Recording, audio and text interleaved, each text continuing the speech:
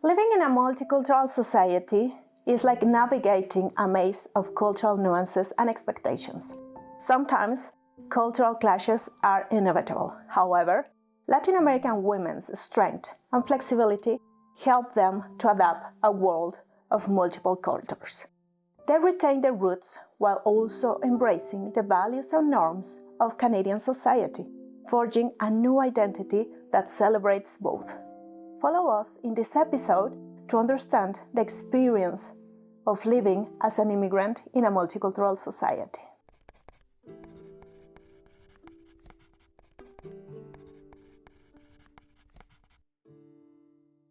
Canada is a multicultural country due to historical waves of immigration. The First Nations and Inuit lived in this land for centuries before the arrival of the first Europeans. Initially, most Europeans arriving in what is now Canada hailed from France or Britain. In the later 1800s and early 1900s, large numbers of immigrants, mostly from other European countries but also from African and Asian homelands, arrived to create a mosaic of indigenous and non-indigenous people across the country. In recent decades, that mosaic has become even more diverse, with large numbers of Asian, African, and Latin American immigrants arriving. With each wave of immigration to Canada, new identities, ideologies, and religions further diversify cultural life. One can see the result of these historical waves of migration in everyday life. Indigenous people, descendants of settlers from centuries past, and newcomers live together in a multifaceted cultural environment. Adapting to this diverse landscape brings challenges and opportunities. Si ya estás aquí y te sientes como que no perteneces a nada, ¿qué crees? Todos estamos igual.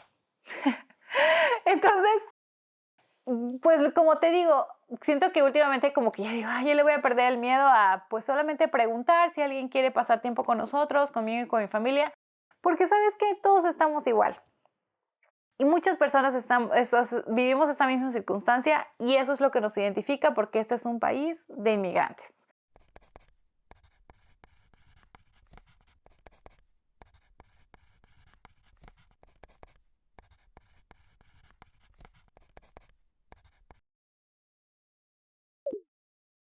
We have, as you say, women coming from hundreds of different countries around the world, right? So both the cultural sensitivity of understanding everyone's individual cultures, but also coming together and celebrating the multiculturalism that is so prevalent in this country anyway, right? So we reflect that in our daily work and in our lives. Y llegué a un lugar de que lo primero que me llamó mucho la atención fue encontrarme con tanta diversidad y fue como que, ¡pum!, la caja así se abrió y fue como ver como, o entender que no hay como una única manera de vivir o de llevar tu día a día, sino que uno se puede encontrar con diferentes culturas o formas de ver las cosas, ¿no es cierto? Como si bien uno tiende, estando en Canadá, como a rodearse de personas que más o menos sean como es uno, tengan los mismos hábitos, como que A mí me acuerdo cuando llegué como me sorprendía mucho eso, digamos, como ver todo tipo de cultura, digamos, en una cuadra. O sea, me tomaba el tren y era como, yo me ponía a contar como tipo más o menos como cuántas personas, o sea, escuchaba el del frente que hablaba en otro idioma, que no era inglés ni español. Después, no sé, algún mexicano que decís, bueno, ya, si bien hablamos español, no deja de ser de otro país y así, y yo y todos conviviendo en paz y armonía. O sea, como sin nadie mirando mal a nadie, nadie sintiendo incómoda a nadie, como convivencia, ¿no? Pero a la vez estando todos ahí, como yo entiendo como cada uno entre sus límites y siempre respetando al otro, ¿no? Sin tener actitudes agresivas. No digo que no lo hayan, porque creo que siempre hay excepciones. I love the fact that there are so many cultures and you get to know different perspectives of the same thing. I love the fact, for example, for my daughter, that she's able to have that context of there's much more than this, right? There's people from everywhere. You get to know different, traditions. How do people think about certain things? And I feel that that's something that I do enjoy, but the fact that my daughter is living this is just putting her in a different and a bigger context than me. The opportunities that we have back home, you feel that all you know, that's it. And then I think just being open to say, okay, this person is from another culture, and I know I can't hug them because that is not within that culture, and having that understanding and being fine with that also helped me, like you said, flexibility to understand that we are different.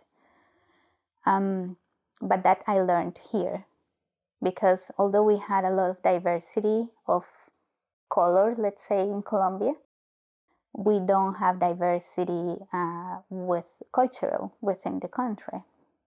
So having seen and worked and talked to so many different cultures gives you the broader spectrum to say, okay, this person beliefs are that this, and I'm going to respect them.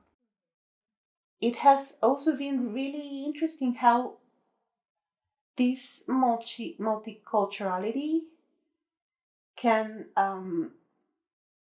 have different opinions on just one subject. So the diversity of opinions and of approaches to one topic of study is very, very different. And things you took for granted before, I have learned to be much more open to those diverse opinions. So I think it has been a wonderful experience for me to be in touch with so many different cultures in just one classroom. So that's amazing.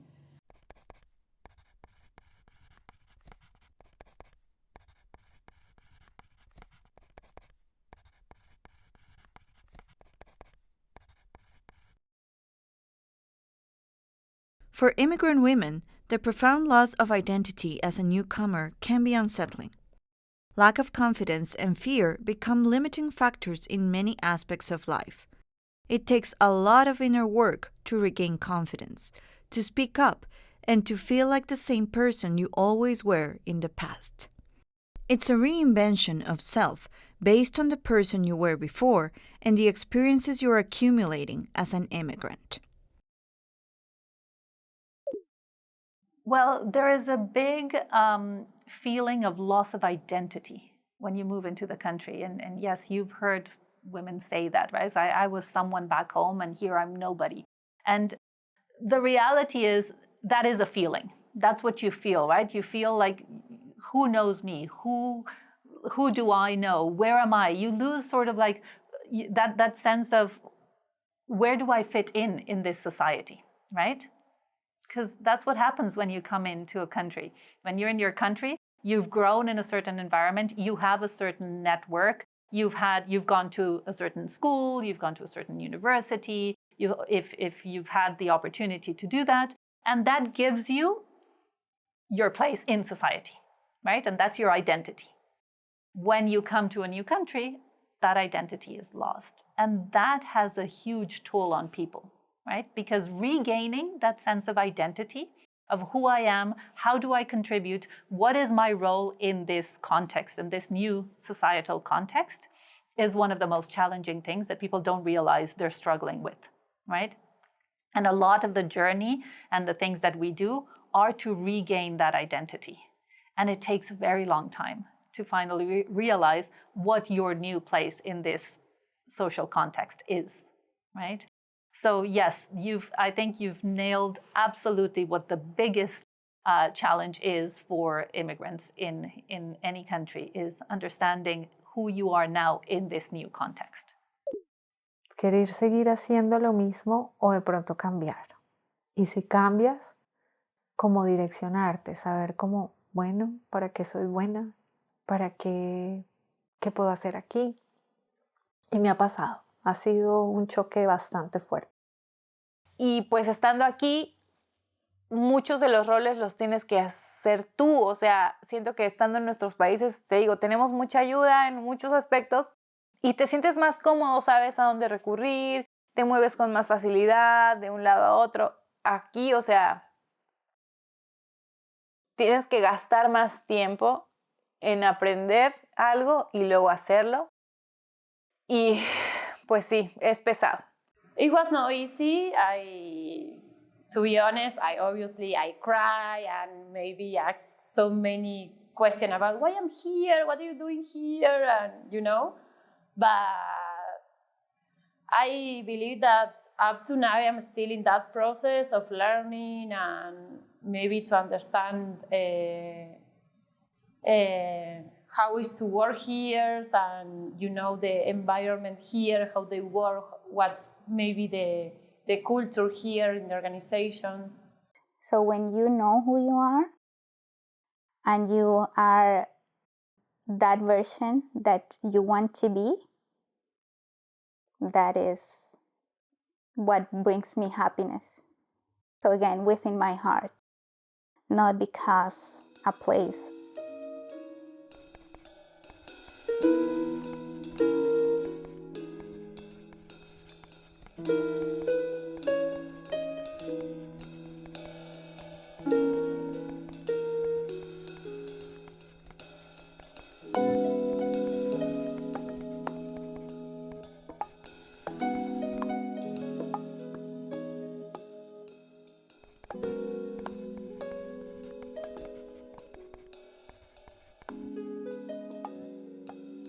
The migratory process can make you forget who you were before leaving your home country, but it can also be an opportunity to ask yourself who that person was. It's a process of looking for yourself, a process of redefining identity through which we incorporate new cultural components, but do not forget that our roots, our values, and our customs were learned from those who gave us life and forged us into the people we have become. It's about the person, and we do try very hard not to make generalizations based on a culture. Otherwise, it's finding that balance between how we can help support their integration, but also the acceptance broadly of all cultures and communities, and connecting them in that way as well. I think it's a tricky line, because what you don't want to lose with integration, that phrase integration, is the uniqueness that you bring when you do come from other countries and other cultures, because that's really where the richness is. So that is part of what I think is we want to do with the women we work with and the girls we work with, is to just, how do you understand the pieces, the gray areas where there might be a little integration, but don't lose yourself. I struggle a bit with integration, because I do appreciate there is an element of understanding how the processes work, but at the same time not losing what your magic is. Y me metí en un grupo de folclore colombiano. Ay, eso me ha traído una alegría. Inclusive les decía muchas gracias, porque en muchos momentos difíciles de crisis emocional, el estar allá bailando, moviendo mi falda, poniéndome un sombrero, unas flores. Yo digo, ay, esto valió la pena. Bueno, que yo he escuchado de la gente que se expresa de nuestras culturas, ¿no? O sea, que son muy, como uno es muy cálido en todos los aspectos, ¿no? O sea, tú siempre quieres que la gente se sienta cómoda, tú le ofreces todo lo que tú tengas, o sea, tú no te mides, o sea, la verdad. Y pues siento que eso es una, pues es una ventaja o es algo bonito que nosotros podemos, pues, compartir con esta cultura nueva, que ellos pues entienden y aceptan, porque pues quién va a rechazar un regalo, ¿no? Que es el regalo de tu atención, que es el regalo de tu cariño. Cuando tú vas a tu casa, pues tú les ofreces todo. Sí, creo que sienten bonito, pero a la vez es como, bueno, yo no lo haría porque no estoy acostumbrado a eso. Ahora viene Día de Muertos. Yo en mi casa canadiense, yo ya pongo mi altar. Pongo todo lo que lleva a mi altar con las fotos de mis abuelitos, ahora con las fotos de los abuelitos de mi esposo ya fallecidos. Entonces yo no pierdo esa conexión con mi país. ¿Por qué? Porque a pesar de que estoy a más de 5,000 kilómetros de distancia, yo la sigo trayendo aquí. A donde quiera que yo esté, en cualquier lugar de Canadá que yo esté, siempre. Traje de hecho una Catrina hermosa desde Capula. Capula es un pueblo que se dedica a hacer catrinas y exporta a todo el mundo. Son catrinas hechas de cerámica, de barro, perdón, y son hermosas, pintadas a mano. Entonces yo me la traje así como un tesoro, cuidando que no se fuera a romper porque es muy frágil. Y aquí la tengo y cada Día de Muertos yo la pongo en mi altar.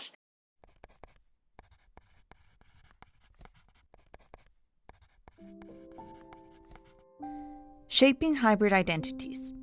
The duality of not feeling fully from here or from there is a common struggle for immigrants. The stories of the protagonists of Latinas Diary illustrate the hybridity of identity. Putting down roots in a new land involves not simply transplanting oneself into a new geographical home, but also adapting oneself to a different cultural environment. The experience of becoming simultaneously an immigrant and a Canadian often involves a sense of oneself as hybrid, someone who embodies two or more sets of cultural practices and assumptions at the same time.